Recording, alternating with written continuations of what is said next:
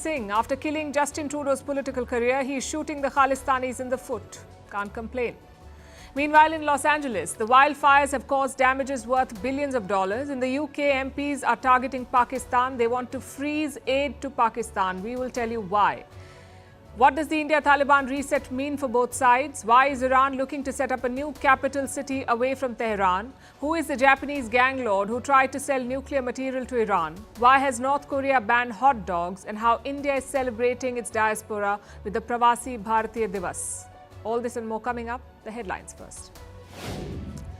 The US under Donald Trump won't forcefully take Greenland. That's the assurance being given by the Italian Prime Minister, Giorgia Meloni. She says Trump's comments on the issue are aimed at China. Meloni met the US President-elect in Florida last weekend.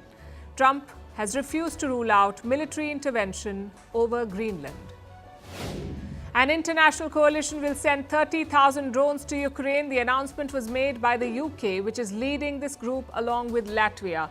The Drone Capability Coalition was formed in early 2024. Britain has not shared as to when these drones will be dispatched to Kiev. Lebanon finally gets a president after more than 2 years. The lawmakers elect their army chief for the top job. He is Lebanon's 5th army commander to become president.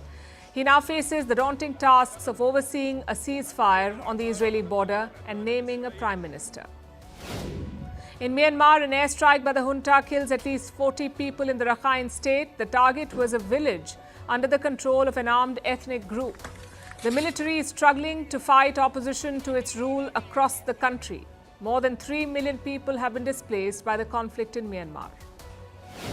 And Mozambique's main opposition leader returns home from his self-imposed exile. Thousands show up to welcome him.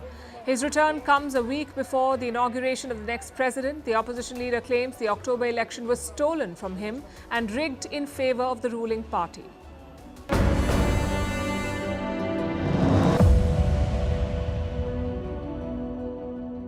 The Gulf of America, what a beautiful name. ¿Por qué no le llamamos América Mexicana? Se oye bonito, ¿no? Mexico's really in trouble, a lot of trouble. Very dangerous place. En México gobierna el pueblo. And the drugs that are coming through are at record numbers. Record numbers. Sí, pero no es falso. Es falso.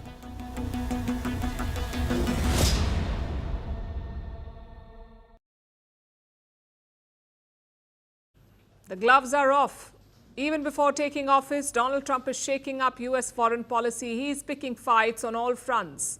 Trump has called Canada America's 51st state. He wants to seize Greenland. And he's also after the Gulf of Mexico. Trump wants to call it the Gulf of America. That's what he said in a press conference earlier this week. Be changing the name of the Gulf of Mexico to the Gulf of America, which has a beautiful ring that covers a lot of territory. The Gulf of America, what a beautiful name. Of course, Mexico is not amused, and of course they've shot back. Leading the charge is Mexico's President Claudia Sheinbaum. She has put together her own twist to Trump's proposal, calling the U.S. Mexican America. Obviamente, el Golfo de México es. The United Nations recognizes the name Gulf of Mexico, but next, why don't we call it Mexican America? It sounds nice, doesn't it? América Mexicana. Se oye bonito, ¿no? President Sheinbaum is taking a dig at Donald Trump. He said Gulf of America is a beautiful name. She says Mexican America sounds nice. And she pulled out an entire map to make her point. A very old map. It dates back to 1607. That's 169 years before the United States existed as a country. So that's history lesson plus retort rolled into one. And the Gulf of Mexico has had that name since 1607, and it's recognized internationally. The Gulf of Mexico has been known by that name since 1607. It predates the United States by centuries. The name is internationally recognized. Donald Trump cannot simply rename it on a whim. That is the message the Mexican president was sending, and she has a good point. Trump may be able to change names on American maps, but those changes are not binding on others, not even on American states for that matter. They don't have to call it the Gulf of America. If Trump passes an order, they can always overrule it. The American states, they can overrule it. As for Mexico, it is pushing back, but it cannot boycott Trump. President Sheinbaum still wants to engage with him. She thinks that Mexico can share good ties with the US, even with Trump at the helm. I think there will be a good relationship. I don't see why there would be a bad relationship. I think President Trump has his own way of communicating. What made Sheinbaum say that? Perhaps she's taking cues from her predecessor and mentor, AMLO, Andrés Manuel López Obrador. He was Mexico's president during Trump's first term, and he faced similar challenges. In his first term, Trump targeted Mexico with import tariffs. He demanded action against immigrants. He wanted to stop the flow of illegal immigrants from Mexico. And Obrador was happy to comply. As president, he ordered a crackdown on illegal immigrants. Sheinbaum is offering a similar collaboration. She has already spelled out the agenda. Immigration containment is on top of the list, followed by security and drug trafficking. You see, leaders across the world are preparing for the Trump presidency in their own way. Some are trying to appease Donald Trump. Others are taking golf lessons just to curry favor with him. But Sheinbaum's approach is different. The Mexican president is confronting Trump on the non-negotiables while offering cooperation on common challenges. Will it work? It's hard to say. Trump remains a mercurial leader. For him, perception is everything, and right now his view of Mexico is far from favorable. He calls it a dangerous place. They're essentially run by the cartels, and can't let that happen. Mexico's really in trouble, a lot of trouble. Very dangerous place. Donald Trump says Mexico is run by cartels, a claim which Mexico has strongly rejected. But Trump remains unmoved. As president, he has pledged to slap 25% tariffs on Mexican imports. His aides are mulling military options. This includes the possibility of a direct attack. They're calling it a soft invasion of Mexico. And here's what it means. Trump's advisors want a covert team of operatives. They could be deployed to Mexico. Their mission, to assassinate the cartel leaders. One won't put it past the Americans. They're the masters of political assassinations and regime change, but they seldom do it so brazenly. As for Mexico, they're in for a bumpy 4 years, with the US as their neighbor and Donald Trump its president.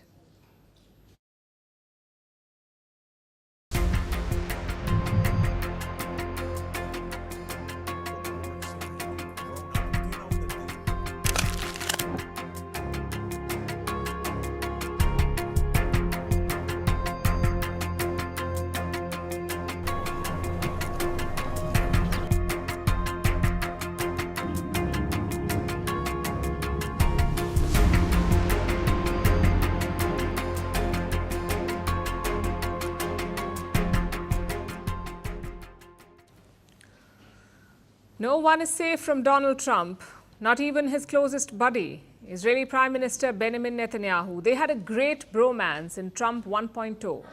He shifted the US embassy from Tel Aviv to Jerusalem. He defended Israeli settlements in the West Bank, and he recognized Israel's rights over the Golan Heights. In return, Netanyahu heaped praises on him. He named a settlement after Donald Trump. He called it Trump Heights.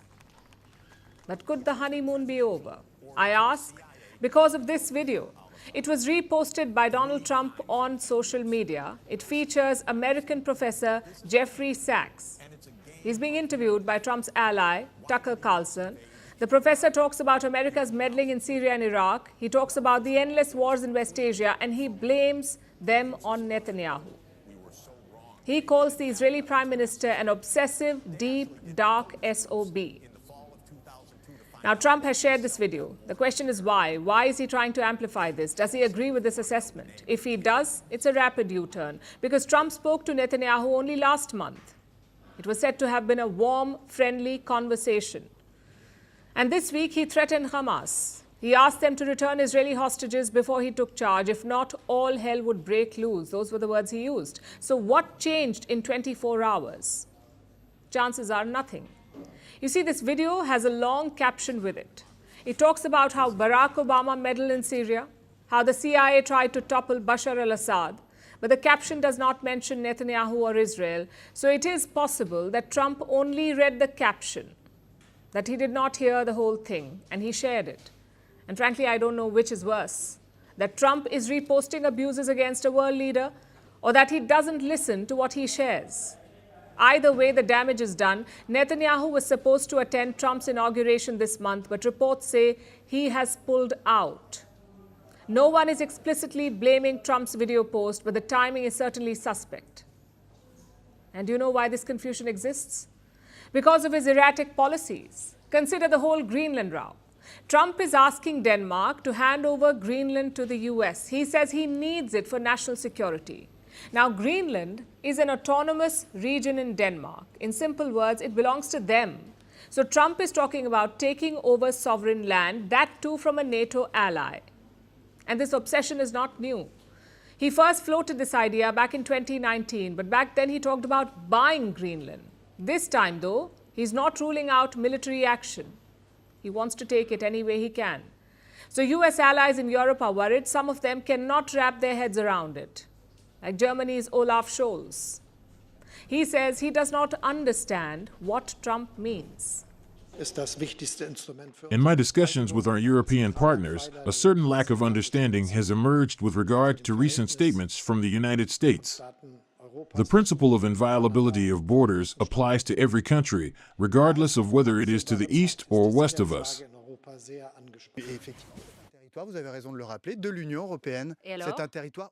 It is out of the question for the European Union to let any nation in the world, whichever it is, and let me say starting with Russia, to attack its sovereign borders. But Trump is not de-escalating. He genuinely believes that Greenland wants to join the US. Yeah, I don't think we had pushback. Greenland is, if you look at the people there, we got tremendous, we got applause as we landed yesterday. I had my representatives, my son Don, and representatives go there, and it was like a love fest. Spare a thought for Denmark. They have no heavy artillery, no submarines, and no air defense systems. They're basically at the mercy of NATO and the US, which is why they're so cautious. Denmark has repeatedly said that Greenland is not for sale. But on the ground, opinion is split. Apparently, some Greenlanders do not mind the idea. Denmark doesn't matter a lot to me. It's just a small country. We can't use them any longer because there are so many great powers in the world. So our partner should be a great power because Greenland is very wealthy. We have everything. Because I think U.S. President-elect Donald Trump is too loud. His opinions, you can't count on us being taken over by force. I don't think so. Greenland is an autonomous region. They also have a complicated colonial history with Denmark. On paper, they can become independent if they want to, but join the US? That looks like a long shot right now. Honestly, this is a wake-up call for Europe. They outsourced their defense and foreign policy to Washington, but they forgot a crucial question. What if the US no longer needs them?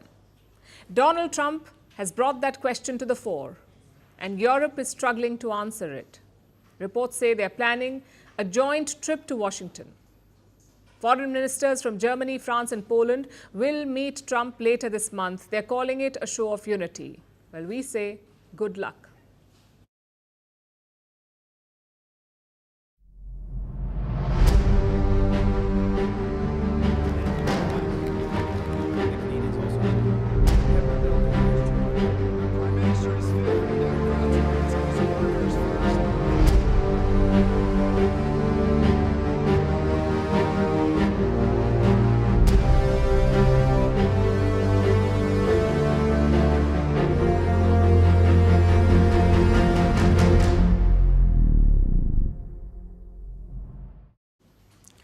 Handling Trump is all about subtlety, about knowing what to ignore and what to address. It's a job for cool and mature heads. In other words, not for Jagmeet Singh. He is the political equivalent of a hammer, except he hits everything other than the nail. And his latest target is Donald Trump. Listen to what Jagmeet Singh said, and I'm quoting here. "Cut the crap, Donald. No Canadian wants to join you. You come for Canadian jobs, Americans will pay a price." We say, forget Donald Trump. This is the real art of the deal. And he goes on. Jagmeet Singh has called Trump a bully and a troll. He has also issued a challenge to anyone running to be Prime Minister in Canada. He says, fight fire with fire, impose retaliatory tariffs on America. Apparently, this is Jagmeet Singh 2.0. His party sources say that he plans to be unplugged and unfiltered this year. Unplugged from reality, I guess, because mocking Donald Trump is the worst idea. He and his allies feed on the online banter. Just look at what happened to Jagmeet's former bestie, Justin Trudeau. He said there isn't a snowball's chance in hell that Canada would join the US, which is Canadian for no way. Now look at Elon Musk's reply. This is what he wrote to Trudeau. "Girl, you're not the governor of Canada anymore, so it doesn't matter what you say." Is that appropriate diplomatic talk? Far from it. But that's what you get from Trump and his allies. They want you to push back, to engage in these online spats. And Jagmeet Singh has walked right into it, though frankly it works well for India. Until now, Jagmeet and Trudeau had an ally in Washington. Joe Biden may not have criticized New Delhi, but he did openly support Canada. Trump's Khalistan policy is more ambiguous. Nobody knows if he will support India or Canada. If Jagmeet Singh keeps attacking him in this manner, he may just side with India. After all, Jagmeet is the Khalistani mascot in Ottawa. So New Delhi should enjoy this banter. As for Jagmeet Singh, his party is projected to finish third in the election. His chances of becoming Prime Minister are about the same as Trudeau's, 0. And Trudeau is not even in the race. So it's easy for Jagmeet Singh to mock Donald Trump, to promise retaliatory tariffs, because he knows that he doesn't have to follow through, that he won't be in power in Canada. In fact, this has been the highlight of his political career, shoot and scoot. We saw that against India as well. Jagmeet Singh kept egging Trudeau on. He supported the baseless allegations against India. He even sought sanctions on New Delhi, and Trudeau played along. Jagmeet and Trudeau dragged Canada into a standoff with India, but when the going got tough, he jumped ship. He scrapped his coalition with Justin Trudeau. Like I said, classic shoot and scoot. Jagmeet Singh was convinced that India killed Hardeep Singh Nijjar, a Khalistani terrorist in Canada, but the probe is not going to plan. Canada had arrested 4 Indian nationals in this case. Reports say all 4 are now out on bail. We're talking about men who allegedly gunned down a Canadian national, according to their investigation at least. And if that is true, how did they get bail? Apparently because evidence is lacking. Now, bail does not mean innocent. These men have not been cleared by Canadian courts, but it does confirm what India has been saying, that Canada does not have proof. Justin Trudeau and Jagmeet Singh kept blaming the Indian government, but they did not share any evidence. Looks like their prosecution is doing the very same thing. Of course, none of this will bother Trudeau anymore. He's leaving this mess to his successor. But what about Jagmeet Singh?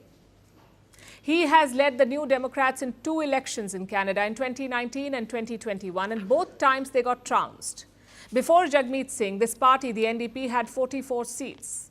In 2019, they were cut down to 24, and in 2021, they got 25 seats. I guess he wasn't unplugged in those elections. Yet Jagmeet Singh is still the party leader, hopefully not for much longer though. Canadian media is piling the pressure on him. Just look at this op-ed in the National Post. This is what it says. Jagmeet Singh's future of irrelevancy cannot come soon enough. I guess for once, we agree with Canada.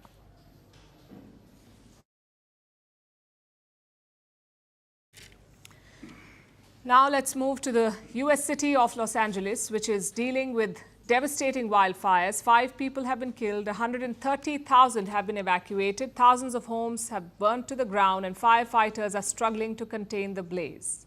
By some estimates, the total damages are worth $57 billion. That makes it one of the most expensive disasters ever recorded.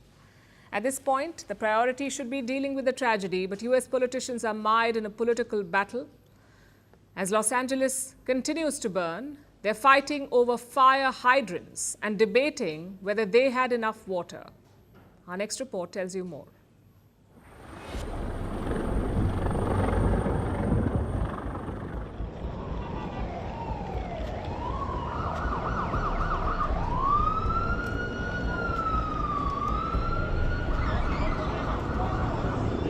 Welcome to the Hollywood Hills, a legendary neighborhood in the heart of Los Angeles. It's home to countless celebrities, a front row view of the world's most influential studios, and the iconic Hollywood sign. But tonight, it's not the lights of Tinseltown that are shining bright, it's the glow of destructive flames.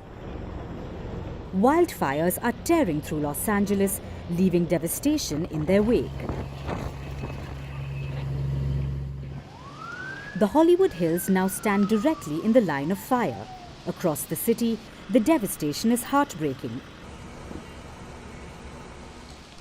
At least 5 lives have been lost. Over 130,000 people have been forced to flee their homes. Please leave the area. Even the richest and most famous haven't been spared. Prominent celebrities like Paris Hilton and Adam Brody have lost everything.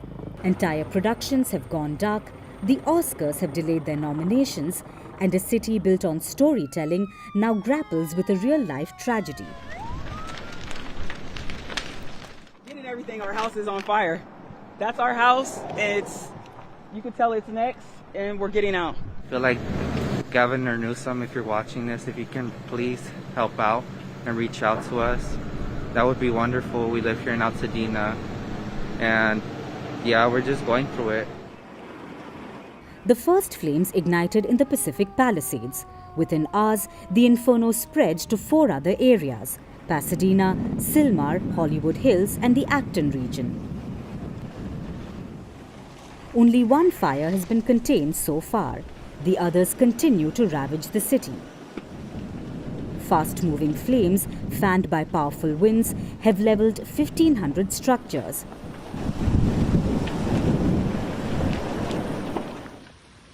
Many of them are multi-million-dollar homes. Officials are calling it the worst fire in Los Angeles' history and possibly one of the most expensive disasters ever recorded. Early estimates put the damage at a staggering $57 billion. Well,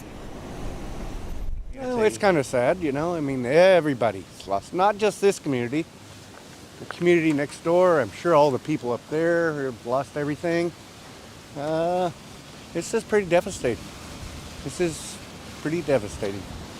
I don't think LA's seen anything like this before. What's gone up in flames? I can't believe I'm standing here. I broke every blockade to get here. It's just so sad. Excuse my language. So what caused this devastating fire?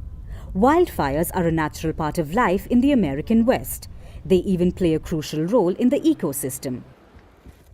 Southern California experienced 2 decades of drought, followed by 2 unusually wet years that triggered explosive vegetation growth.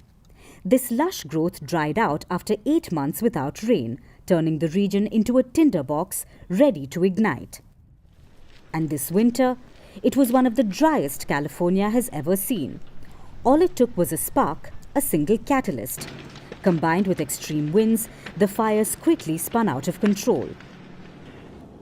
While investigations continue to determine the immediate cause, one thing is certain: climate change is a major player in this tragedy. But as Los Angeles keeps burning, the raging inferno has led to a political battle. California is a blue state headed by Democratic Governor Gavin Newsom. US President Joe Biden, too, was supposed to be in Rome today, but he cancelled his visit to monitor the situation. Trump, did you make a decision? But President-elect Donald Trump is using this tragedy to take aim at Governor Newsom. He's accused the state government of gross incompetence. He claims fire hydrants ran dry when they were needed the most. And he's criticized policies that prioritized preserving wetlands and wildlife, arguing that these decisions have now come back to haunt Los Angeles. Trump's comments have sparked a fresh wave of controversy, turning the devastation into a political flashpoint. The biggest homes, some of the most valuable homes in the world are just destroyed. I don't even know, you talk about a tax base. If those people leave, you're going to lose half your tax base of California. This is a true tragedy, and it's a mistake of the governor, and you could say the administration. They don't have any water. They didn't have water in the fire hydrants. They don't have water. Trump says it's an issue he raised during campaigning, and his BFF Elon Musk has chimed in. He says LA's incompetence and the fire department prioritizing DEI, which stands for diversity, equality and inclusion, has left Los Angeles to die right now. So the city faces not only a natural disaster, but a political and social reckoning. This tragedy has exposed fault lines in policy and preparedness, with accusations and blame games shifting as quickly as the fires themselves. While residents grapple with loss and uncertainty, the larger questions loom. How will California adapt to a new era of climate-driven disasters? Who will take responsibility for the failures? And what does this tragedy mean for the future of a city built on dreams? For now, the fires rage on, leaving Los Angeles scarred and searching for answers.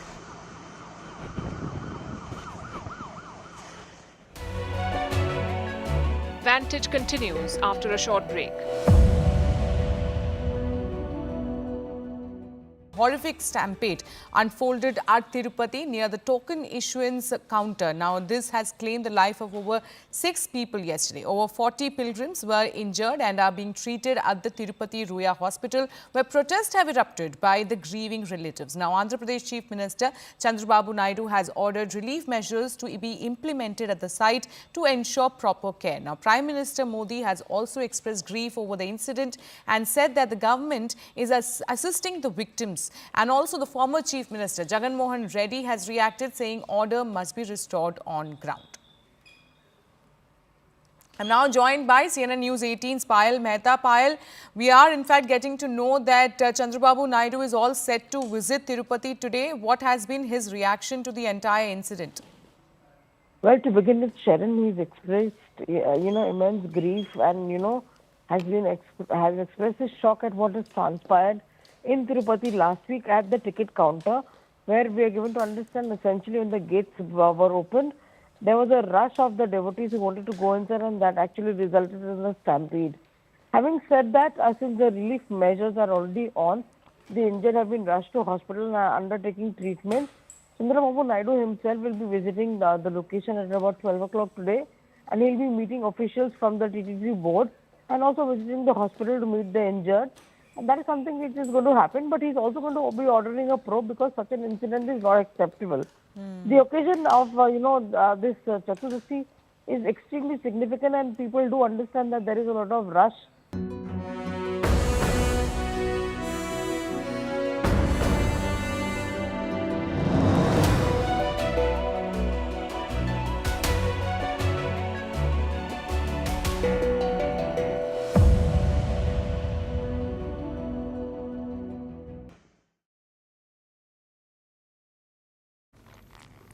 Let's turn to the UK now, where politicians are training their guns on Pakistan and talking about cutting aid. This is about the so-called grooming gangs, groups of men who sexually abuse and rape young girls. They've been doing it for many years, and it's all documented. Now there are calls for a national inquiry on the issue. Prime Minister Keir Starmer is trying to avoid it, but the pressure is mounting. And where does Pakistan come in? Most of these gangs are made up of Pakistani men, and that has become the biggest flashpoint. Some British politicians want action against Pakistan. They say cut off foreign aid. And leading that charge is MP Rupert Lowe. He's a member of the UK's Reform Party. He says Pakistan must accept and jail deported rapists. Only then should aid be given. And how much money are we talking about? Last year, it was around $50 million. It is set to triple in the coming years. In fact, Pakistan is the biggest recipient of UK aid, and Elon Musk is supporting this move. He says the UK owes it to the grooming victims. Some diaspora groups are also unhappy with Keir Starmer. His ministers have often called the gangs Asian, but Hindu and Sikh groups have objected to it. They say most of the gangs are Pakistani, so call them Pakistani, not Asian. Tonight, let's dig deeper into this issue. Why is the focus on Pakistani grooming gangs? At the outset, let me say this, race and religion are a factor here, but they're not the cause. These gangs are not raping girls because they're Pakistani or Muslim.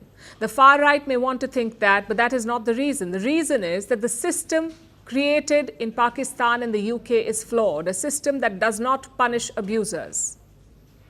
First, look at some numbers. More than 4,200 Pakistani children were abused in 2023. That's almost 11 per day. Now, sex education is virtually non-existent in Pakistan, and so is legal support. They did not have a national child abuse law until 2020. They also did not have a national sex offenders registry until 2024. All of this makes abuse quite rampant in Pakistan. On the other side, the UK's visa system has been called weak. Criminal checks are not mandatory, so people coming in just have to self-declare. Reports say hundreds of foreign criminals have been allowed to enter the UK. These are convicted murderers, rapists and child abusers. They're all allowed. They basically fell through the cracks in the system. And this works both ways. One such example is that of Sohail Ayaz. He was a Pakistani bookkeeper and accountant. He was wanted in Italy for abusing children. Yet he was granted a UK visa. In 2008, this man started working at a British charity. He was later identified, arrested and deported. Guess what Pakistan did with him? He was appointed to advise the Khyber Pakhtunkhwa government. But like most abusers, he did not change his ways. He was caught again in 2019, though not before he had raped multiple victims in Pakistan. In total, Ayaz admitted to abusing 30 children, 30. Clearly, this is systemic failure. And you can't avoid the issue simply because of race or religion. Even Pakistanis admit the problem. Let me quote a 2018 report in The Dawn. This is the largest English newspaper in Pakistan. Look at what they said. I'm quoting here. I was offended by the use of Pakistanis and Muslims, believing that it was wrong for mainstream broadcasters to narrow down so much on a group of people based on their country of origin or religion. Later, when more cases came to light, it dawned on me that the sections of British media describing the perpetrators as Pakistanis were not off the mark. So the problem does exist, and Britons have a right to be angry. Let me tell you what happened to the Rockdale grooming gang. Their ringleader was convicted in 2012. 12 years ago. He was deported. He was ordered to be deported back to Pakistan. And guess where he is now? He is still in Rockdale, in a £140,000 apartment fighting deportation because Pakistan refuses to take him back. It is not racist to raise these problems. It is not racist to question Pakistan's weak laws, especially when it is wreaking havoc on other parts of the world.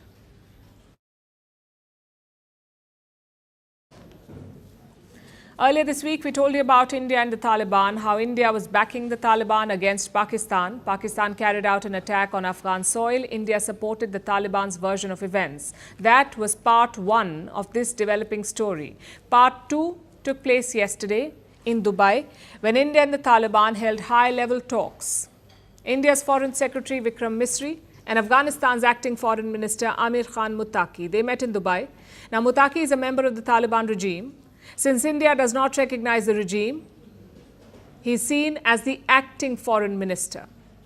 That part has not changed. But the high-level talks indicate a shift, a reset between New Delhi and Kabul. It shows that India is willing to engage with the Taliban at the highest levels. Let's take a closer look at this.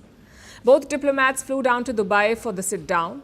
During the talks, India's focus was on the Afghan people. India has been providing humanitarian assistance to them for years now, and it has agreed to extend this assistance.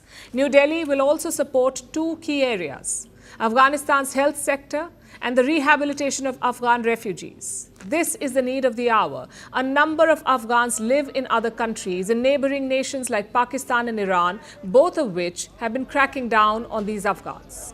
Pakistan is particularly harsh. It has been expelling Afghans in large numbers and piling new burdens on the ones who remain.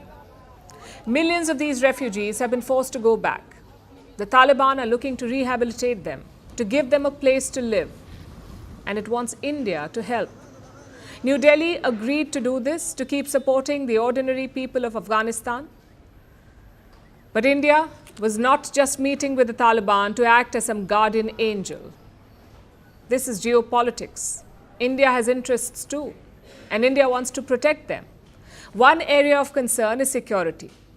Afghanistan has been used to support terrorist attacks against India. This has happened in the past when the Taliban were close to Pakistan. India wants to make sure that this never happens again. And the Taliban understand New Delhi's concerns. They reassured Foreign Secretary Misri. They said, and I'm quoting, Afghanistan does not pose a threat to any nation. It's a bit rich coming from the Taliban, but this is what they told India. Let's hope that this proves true. India's next concern was economics. New Delhi has poured a lot of money into Afghanistan over the years, about $3 billion by some estimates. India has funded a number of infrastructure development projects. The Taliban want this to continue. India does not want all that money to go to waste, so it is trying to secure these investments. And not just in Afghanistan, in neighboring Iran as well. India is building the Chabahar port in Iran's Balochistan region. This will allow India to bypass Pakistan and access Iran, Afghanistan, and all the Central Asian countries. India has spent millions on Chabahar as well, so it wants to maximize the port's potential. That's where the Taliban talks come into play again. India needs to engage with them so that trade can flow all the way north, and the Taliban have agreed to this too. Trade through the port will be promoted. This will help with India's humanitarian aid deliveries as well. So it works out well for both sides. That was everything that they agreed on. The Taliban, of course, wants more. More engagements, more trade, and more people-to-people contacts. They want an easier visa regime for Afghan entrepreneurs, medical patients, and students.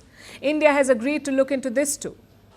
All this shows that India has some sway over the Taliban regime. It is forging a working relationship. Over time, this should be used to help the Afghan people further, especially the Afghan women. Because no matter the geopolitics, India cannot simply look away and ignore their plight. It must use whatever leverage it has to speak up for them.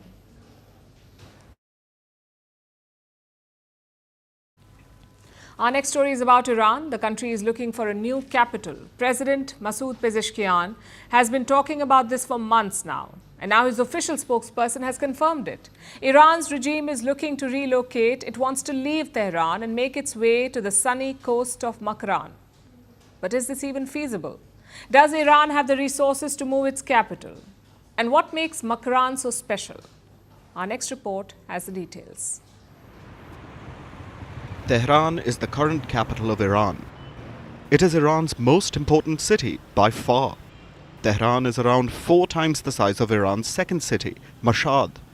The capital and its surrounding region are home to about 20% of Iran's population and 30% of Iran's GDP.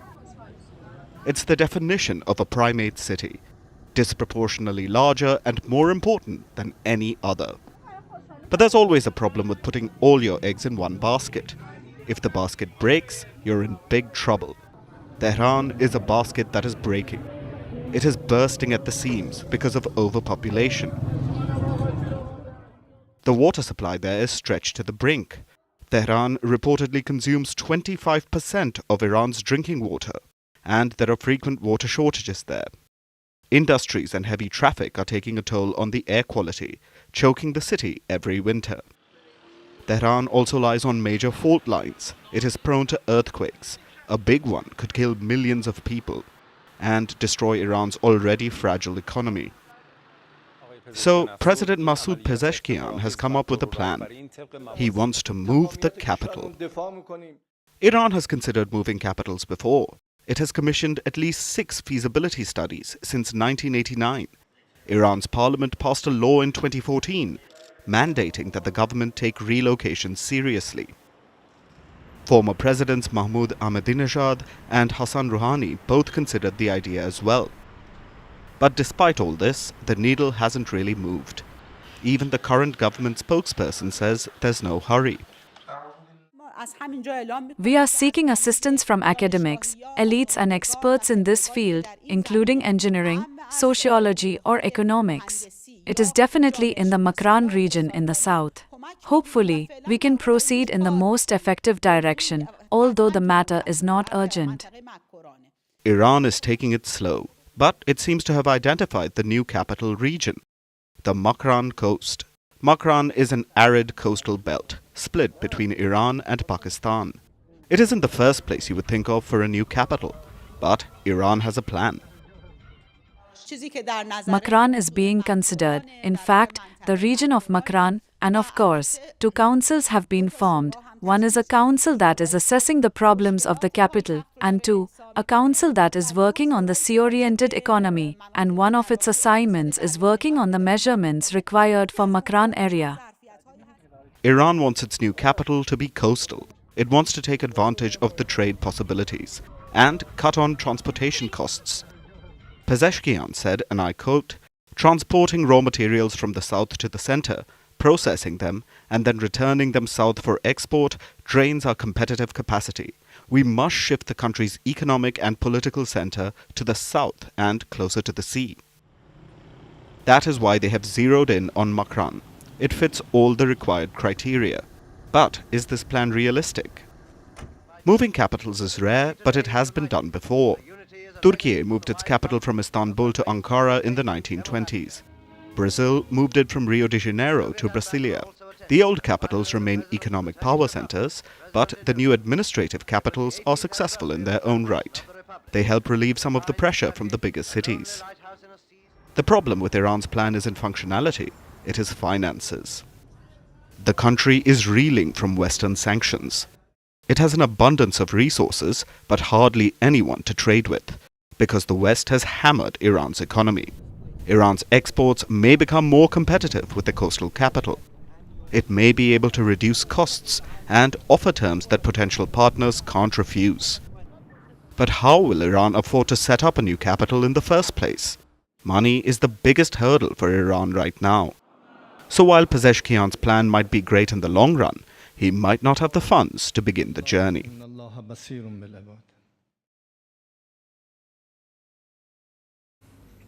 What I'm about to tell you now may sound like a plot out of a crime thriller, but it happened for real.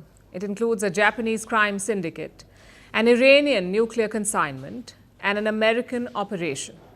The story revolves around a man called Takeshi Ebisawa.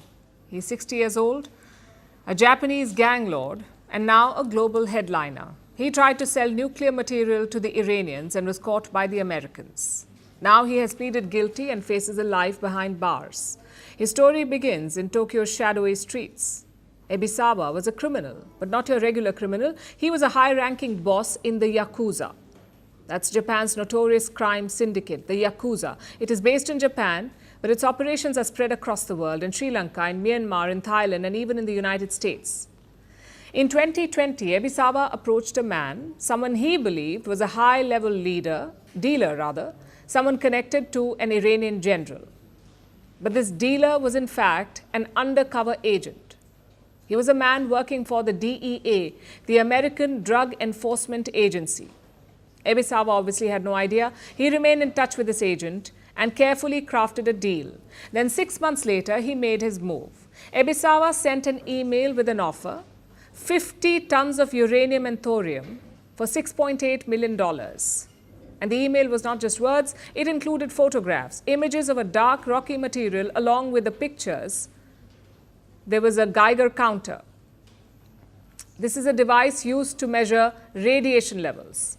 Now, Ebisawa claimed that he was sourcing them from Myanmar. He was offering uranium and thorium. And what did he want in return? He wanted surface-to-air missiles, among other things. Then he doubled down on his claims. Ebisawa provided the American agent with yellow cake. This is a uranium concentrate, yellow cake. US authorities tested it, They found that this sample contained uranium, thorium and plutonium. And all of this happened when Ebisawa was traveling to the US. So he was promptly arrested. Along with him was a 61-year-old Thai national. He too was arrested. Both were hit by a flurry of charges, and now the Japanese crime boss has pleaded guilty. He could be looking at a life in prison. But Ebisawa's arrest is just the tip of the iceberg. This case shines a spotlight on the illegal trade of nuclear materials. And it's a problem that has existed for some time now. In the 1990s, over 1 million Russians worked in nuclear facilities. By that time, the Soviet Union had collapsed. This led to an economic crisis. So these Russians found a way out, some of them at least. They would smuggle classified nuclear material and then sell it to the highest bidder. The Russian government did crack down, but the threat could not be eliminated. Since 1993, the global nuclear watchdog has recorded more than 4,200 such incidents where nuclear material was smuggled and trafficked, not just to states, but also to non-state actors. They too are getting access to nuclear materials. Like the Al-Qaeda. Reports suggest that the Al-Qaeda chanced upon a shipment of enriched uranium. That's the kind of uranium that you need to make a nuclear bomb, enriched uranium. And it's not just nuclear material. Take Abdul Qadir Khan, for example. He is known as the father of Pakistan's nuclear program. He not only built a bomb for the terror state of Pakistan, he also sold this technology to others. He smuggled nuclear technology to several nations, the likes of Iran, Libya, and North Korea. So Ebisawa's story is a grim reminder. The shadowy trade of nuclear materials is not just fiction. It is a terrifying reality. A battle that transcends borders and comes with catastrophic implications.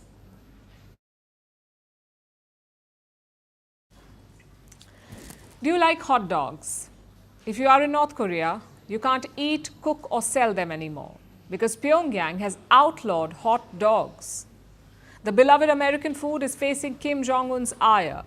As part of his war on foreign influence, it has claimed countless victims already, from South Korea's tteokbokki to Japan's sushi, from skinny jeans to high heels, from K-pop to foreign books. Even certain haircuts are banned in the hermit kingdom of North Korea, and now hot dogs are going to the dogs. What does this mean for the country? Here is a report. What do you think counts as treason? Trying to illegally overthrow a government? Conspiring with enemies of your nation? Well, if you're in North Korea, it could take much, much less. Now, eating hot dogs is treasonous in the Hermit Kingdom because Pyongyang has outlawed hot dogs. Those eating, cooking or selling the beloved American food could be detained and even sentenced to the country's labor camps. It sounds like a bit much, but if you plan to argue, you're barking up the wrong tree. Because apparently, Kim logic is the supreme logic. You see, hot dogs are very American, and they have found a fan in North Korea. People were eating the food by dipping it in the Korean soup budae-jjigae, also known as the army base stew. This is a South Korean-American fusion dish. The stew was banned in 2017, but people couldn't stop eating the hot dogs with or without the soup. So now, a hot dog ban has come in paw with the soup ban, pardon the pun. Because Kim is trying his best to expunge Western influence from his country. So hot dogs have been buried along with budae-jjigae and tteokbokki, the South Korean dish, and even Japanese sushi. You may ask, is North Korea really in a position to ban food? This is a country where millions are living in poverty. The population is largely malnourished. So banning food in a country which doesn't have enough food to eat in the first place seems a little counterintuitive. But why feed the people when you can embody cancel culture and tighten your leash on hot dogs? Picture this. You live in North Korea. Want to get a haircut? If you're a woman, Kim has been kind enough to limit your confusion. There are only 14 options to choose from. And if you're married, hooray! Your hair will be low maintenance because long hair is outlawed. If you're a man, things may get tricky because your hair can't be longer than 5 centimeters. So carry a ruler to the barber shop. Now level 2 awaits you. What will you wear? Well, let's rephrase. What shouldn't you wear? No short skirts, no big logos, nothing flashy, no high heels, no designer shoes, no skinny jeans. Clearly, Kim knows what's up with Gen Z, so much so that he's banned these things. He also knows that fashion clashes are the worst, so he can wear a leather jacket, but it's outlawed for the commoners. What about life goals? Which career should you pick? If you plan on being a rock star, don't. Mullets are outlawed, so are spiky or dyed hair. And if you plan on becoming the next dictator, don't. Kim Jong-un's current look is patented. If you get a similar haircut, punishment awaits you. What about marriage? Well, white wedding dresses are also outlawed in North Korea. But no matter what you wear to your wedding, know that it's for the keeps, because anyone seeking divorce will be sent to the labor camps. Do you know what else is banned in the country? Foreign TV, movies and books, South Korean entertainment, international calls, sports cars, iPhones, slang and Christmas. Because even Santa will have difficulty leaving this country if he gets here. It's illegal for North Koreans to leave without government permission. And if you don't oblige to the countless demands on the treason list, you will face torture, forced labor, life imprisonment, and even execution. Pyongyang is world-renowned for its human rights violations. And now, in this war on treasonous foreign influence, hot dogs are Kim Jong-un's latest hit job. Safe to say, the Hermit Kingdom is going to the dogs. Vantage continues after a short break. Horrific stampede unfolded at Tirupati near the token issuance counter. Now, this has claimed the life of over 6 people yesterday. Over 40 pilgrims were injured and are being treated at the Tirupati Ruya Hospital, where protests have erupted by the grieving relatives. Now, Andhra Pradesh Chief Minister Chandrababu Naidu has ordered relief measures to be implemented at the site to ensure proper care. Now, Prime Minister Modi has also expressed grief over the incident and said that the government is assisting the victims. And also the former Chief Minister Jagan Mohan Reddy has reacted, saying order must be restored on ground. I'm now joined by CNN News 18's Payal Mehta. Payal, we are in fact getting to know that Chandrababu Naidu is all set to visit Tirupati today. What has been his reaction to the entire incident? Well, to begin with, Sharon, he's expressed, immense grief and, has expressed his shock at what has transpired in Tirupati last week at the ticket counter, where we are given to understand essentially when the gates were opened, there was a rush of the devotees who wanted to go inside, and that actually resulted in a stampede. Having said that, since the relief measures are already on, the injured have been rushed to hospital and are undertaking treatment. Chandrababu Naidu himself will be visiting the location at about 12 o'clock today, and he'll be meeting officials from the TTC board and also visiting the hospital to meet the injured. And that is something which is going to happen, but he's also going to be ordering a probe because such an incident is not acceptable. The occasion of, this Chaturdashi is extremely significant, and people do understand that there is a lot of rush at the temple premises during this time. So crowd management should have been better done. And where did this go wrong? He's also going to be meeting the board officials. He'll be doing a review at the location as well. So obviously a most unfortunate scene panning out last night, with about 6 people being killed and several others being injured. And everybody is monitoring the situation. The health minister has also requested that doctors.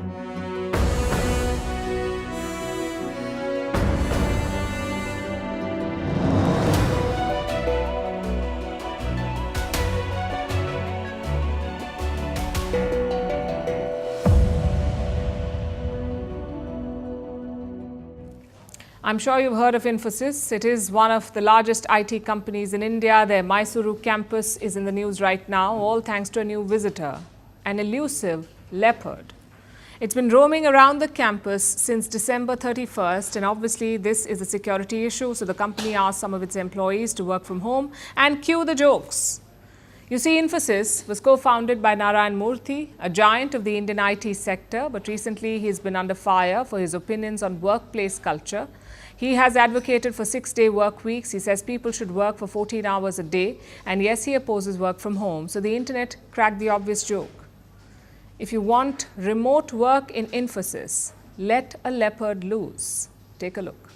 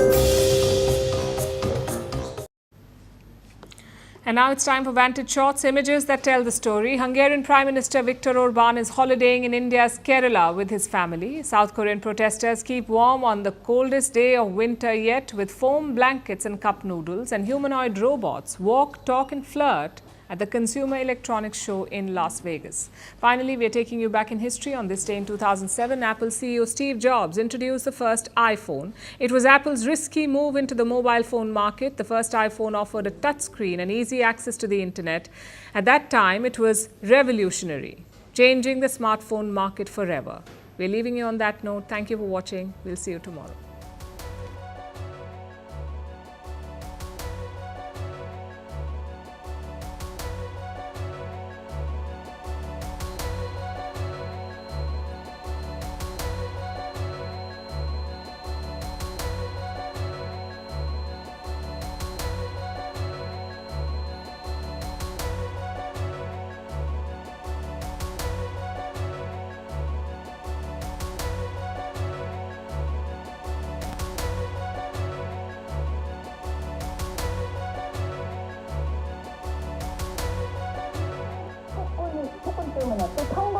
때문에 얼마나 많은 독자들이 삶을 후퇴당했는지. 정답! 밝혀! 연결을 보시도록 하시죠. 자, 공부자가 많이 알려드리도록 하겠습니다. 큰 박수로 해주시기 바랍니다. 나가십시오. 하고 싶었던 말이 하나 있습니다. 20, 30대들!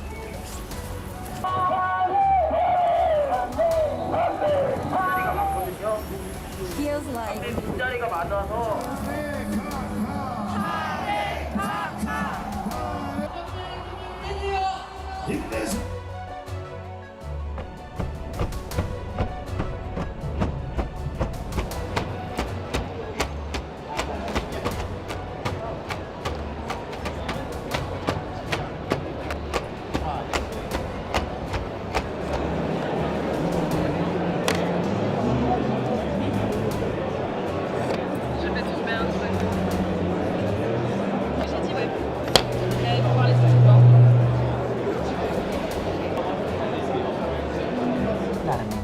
eres el más guapo.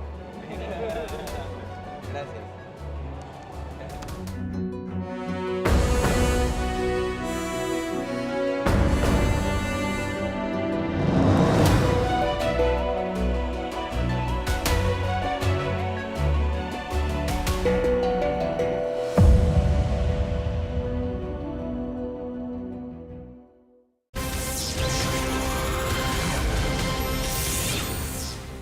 Hello and welcome to the late night edition with me, Ayushman Singh Jamwal. Big breaking news coming in at the top of the bulletin in a major crackdown on digital crimes.